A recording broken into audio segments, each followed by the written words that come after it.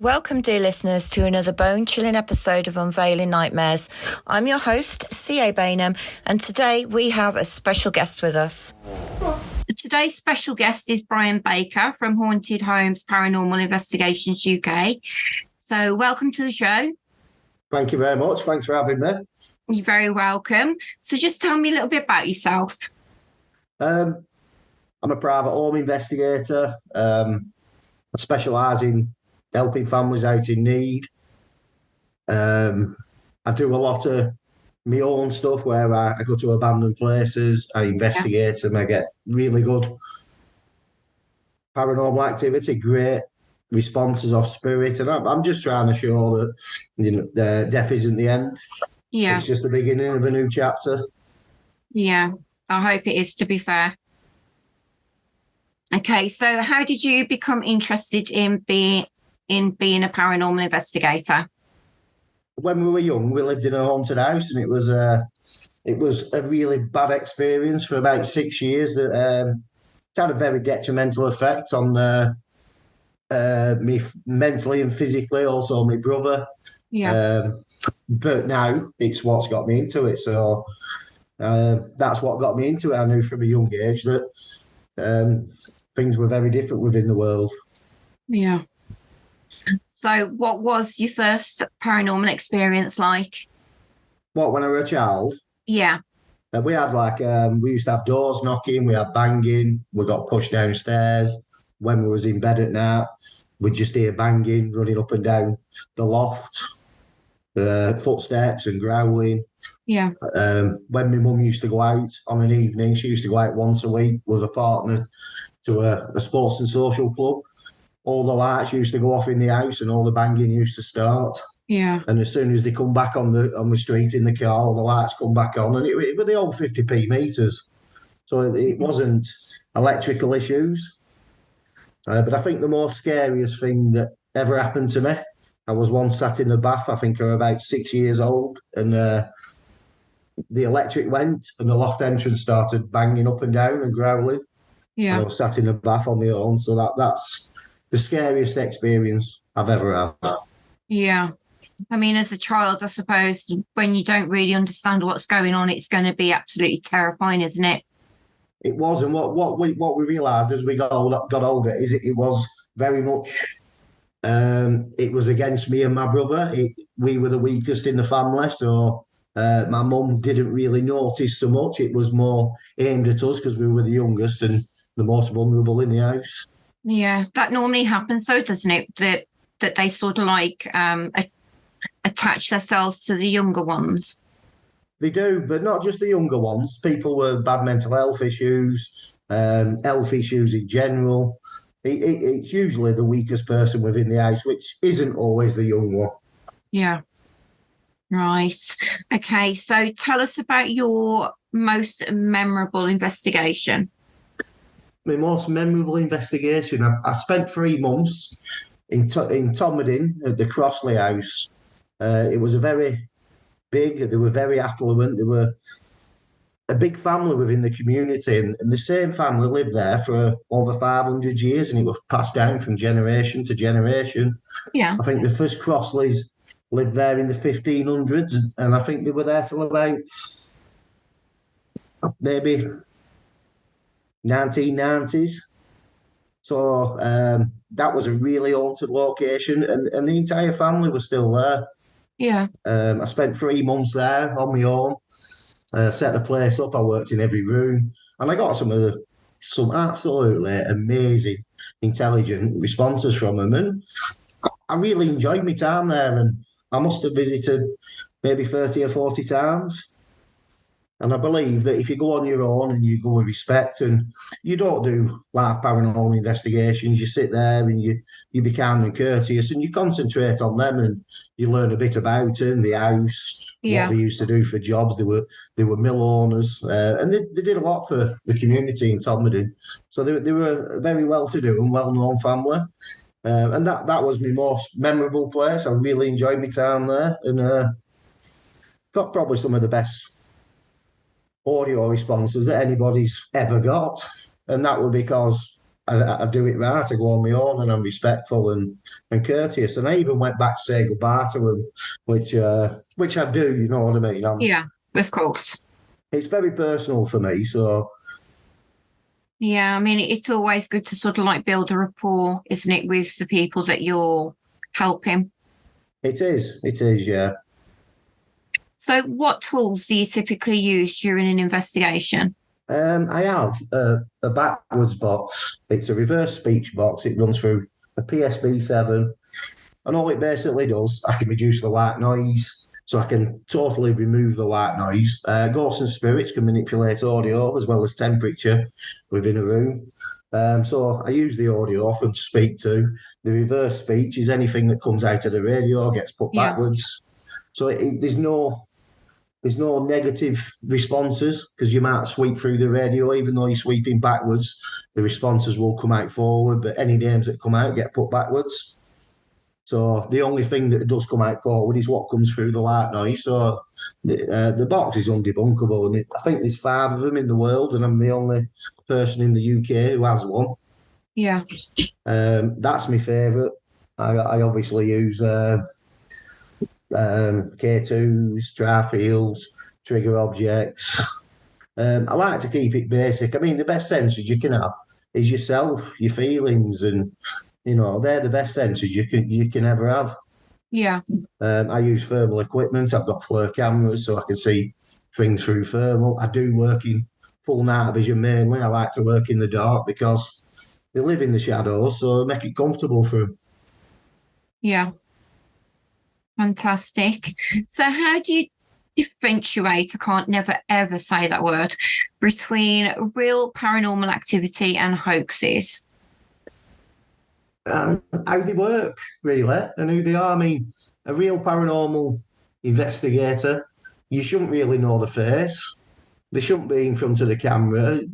You're not the star. It's them. Without them, you have nothing. I think if they're walking around with the phones in their hands and they've got a K2, the phone's not going to be on flight mode, so the phone's going to interfere with the K2. The electromagnetic field's going to change. And they work off that. And cat balls, if they stood there with a cat ball and it's on a wooden floor and stuff like, oh, look, and they're moving about. Look, it's going. It's just staying away from your equipment, setting up a camera and just being still, and relaxed. I mean, for me, I'm very spiritual. I sit in the development circle at Bury Spiritualist Church. I'm in the awareness circle at Rottenstall Spiritualist Church. I'm on the committee at Rottenstall. So I believe that spiritual and connections and vibrations are key to good spirit connection. Yeah. So I do sit in the circles. I am developing my skills. And I think the activity that I get, that I actually put on Haunted Homes UK, shows that I do have a really good spirit connection. And my activity's 100% valid. So it's completely different to what we see on TV then? It's completely different. I mean, maybe Ghost Adventurers and things like that, I don't know. But mine's different. It's one person. I don't have anyone behind the camera. I just have a fixed camera. It's me. I might have a few REM pods at the door. But it's a lot of audio. I've got some great captures of spirit on my FLIR thermal camera. But, banging. I want to hear them, but I want to talk to them. I want to ask them questions and I want them to answer me. And that's the best validation you can get when you're getting intelligent responses to your questions. Yeah. It can't be nothing else apart from good spirit connections and good valid evidence, that there is life after death. Yeah. So like I said, I hope so. I really do. So what do you do when you've sort of like got the evidence that there is an actual spirit there and it's not a hoax? How do you help the family sort of like move on from the spirit, if you kind of get my meaning? Well, we're talking about private home investigations now. Yeah. Right. Well, what I asked for first, they've got to keep a log for a month, a daily log where activity, types of activity, what times, what places in the house, and who they believe the activity is aimed at. And they keep that log for They send me it every week for a month, and then I build a nice little picture of this room seems more active. It's Yeah. active towards such a person in the house. Um, and it builds a nice little picture up for me. Is it knocking? Is it banging? Is it bad smells? If it's bad smells and it's aggressive, then it's probably going to be dark energy, something quite, negative. So you've got to be really careful of that. So Yeah. they build a little picture up. They send me all the stuff. I go down. I investigate the location. I ask them if they want to move on. I do have rules. I don't charge any money. I don't charge for fuel. I don't charge for any cost whatsoever. All I ask for is the activity log, and the only people who can be in the house are the people who live there, nobody else. And if they have any children under 16, they have to be out of the house. Yeah. So I make contact. I ask them why they're here, what they want, and then I go back home. I review all the footage. I send them clips of if I've got any intelligent responses. I also have motion sensor cameras which are set up in their house, and I review all the footage. I send them what I've got, and then we discuss what's the next move. I mean, what I usually say to them is go to church, get your house blessed. If your house blessing doesn't work, then I will come back. I will bring a medium and we will cleanse your house for you and see if we can move them on. But not everything can be moved on, but it can be calmed. So what happens if you can't move them on? You just you go down, you cleanse the house on a regular basis. You use crystals, put them around the doors and the windows, and just keep cleansing your house on a regular basis. And I always say to people who are really oppressed by ghosts and spirits, just go and do something that makes you happy for 10 minutes a day. Try and put a bit of happiness in your life, because a lot of people don't realise you can get spirit attachments and they don't know they've got them, but the mood changes. They can start taking drugs. They can start drinking, mental health issues. So it's just a case of assessing how they are. Have they changed? Is the personality changed? Do they have multiple personalities? I always say, go to the church, have your house blessed. Go to a good medium. Some people are gifted, and that's why they have ghosts and spirits around them, because they're trying to communicate with them. So I will always say to them, go to a spiritualist church, try and get into a circle, try to learn how to communicate with them, and then you know what they want while they're here. There's very few nasty spirits around, very few. They need help. They want to know that they're here. A lot of them are the loved one that are coming round to see them in times of need, upset, when things are bad, and they just don't see it like that. They say, oh God, I've just heard that and I can smell that, and everything goes through their head. But a lot of them, it's the deceased loved ones coming round and giving them a cuddle, you know what I mean? Things will be all right, things will get better. So that's why the activity log's so essential, because it gives me an insight into what goes on in their house in a 4-week period. And then I can decide, well, this could be a loved one. If there's any bad smells or anything like that, then you've got to go to church, get your house blessed. I will come down, I will try and find out what it is, and we will try and cleanse your home. But it's not always that easy. Yeah, I can imagine. So what's the most compelling evidence of paranormal activity that you've ever captured? I've got a lovely flare picture of a young girl walking through a wall. That were 3 years ago in Clitheroe. A really good, clear picture of her. I've got lots of orbs. I've got loads of audio of actual conversations with them saying they're going to miss me. Have you passed over? We're all here. So a lot of it is audio, but I do have some really good thermal images. Ghosts and spirits. I mean, the girl walking through the wall is just probably the best picture I've ever captured. And where was that? It was an old working men's club in Clitheroe that we've been asked to go and investigate. And I was walking around on my own, and I just turned around and saw her, and it was quite a shock to the system. Yeah, I can imagine. Okay. But sorry, go on. No, you carry on. No, go on. I'm sorry. Okay. So have you got any advice for someone that would be interested in becoming a paranormal investigator? don't do it. The nights are long, and it's not just that. I mean, if you go to places like I go, where it's very dark, it's very creepy, you can have attachments. I have to regularly cleanse myself on every investigation before I come home. I don't just get in my car and drive off and walk in my house because I have a family. I have to sit there and go through a stringent process of cleansing myself and removing all the negative energy from myself. Yeah. But if you like it, I say, go on a couple of events, see how you feel. I always tell people, just buy yourself a little bit of equipment. You don't have to spend hundreds of pounds. I mean, your normal mobile phones these days, they have voice recorders on, so go somewhere that's quiet, dark, abandoned, record it, ask for knocking, ask for tapping. That's investigating. Listen back to it. You might get knocks and taps. Yeah. And if you really do like it, then have a look for a really good team and you think, yeah, they're very good then. I wouldn't mind joining them, but you'll find most of them are more interested in Facebook Live and Tom and Rogers on. Hey, how you doing? I'm glad you're joining us on us live. And for me, that's not investigating, it's entertainment. Yeah. So there is a difference between real paranormal investigators and people who just they're there for entertainment purposes. Yeah, but I suppose if something was to happen, it would scare them. It would indeed, yeah. It would indeed. I mean, that's why I go on my own. It's very proud. I used to have a big team, but I found it uncomfortable to relax and connect. So I've narrowed down my team to 4 people now, and I'm the main investigator. So I do more or less all the investigating on my own.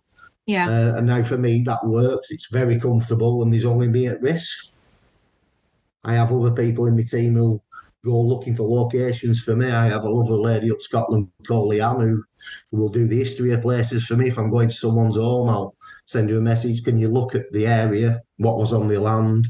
What was here before the house was built? We're looking for, is there been any murders, suicides, unexplained deaths, myths and legends in the area? It's quite in depth when you do private homes. You need to look at the land and you need to look what went before. The suspicious murders, suicides.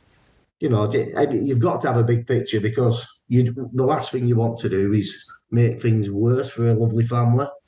So when you go, you've got to be professional, you've got to be courteous and just be genuine and honest with them. Yeah, of course. Do you do the same for businesses? No, I don't do businesses.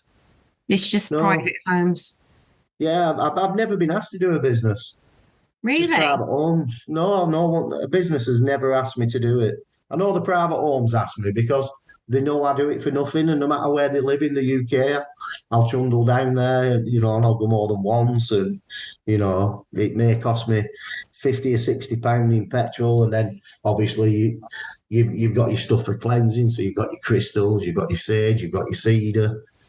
So there is quite a personal cost to me, but if I can help someone out and they don't suffer like I did when I was younger, now for me that's the ultimate payment for me. It's just giving back to people, you know what I mean, and being genuine with them and not wanting nothing from them apart from being happy in their role.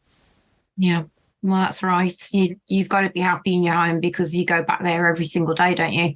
Yeah. It's where you spend most of your time other than being at work. It is.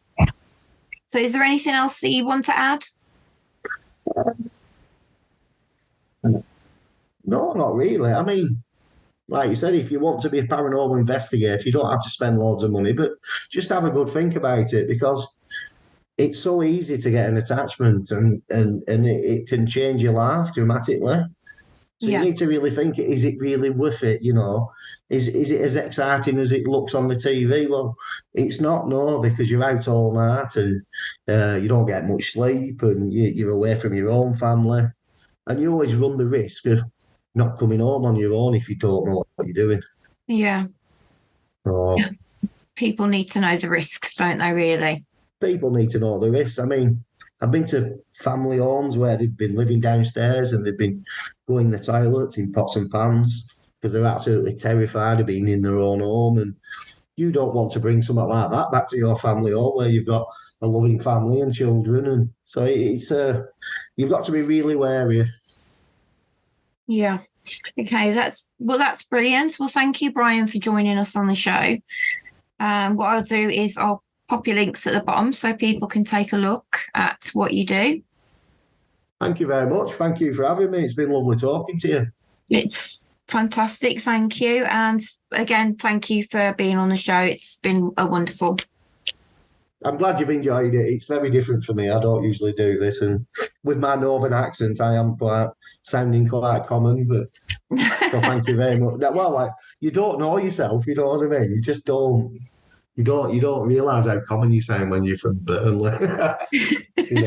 Until you hear yourself, and then you think, God, do I sound that bad? So no, thank you very much. I really appreciate it, Crystal. No, you're very welcome. Stay tuned, dear listeners, for more spine-tingling tales and dark discussions in a world of extreme horror. Until next time, remember the nightmares are real, and here on Unveiling Nightmares, we're crafting nightmares one tale at a time.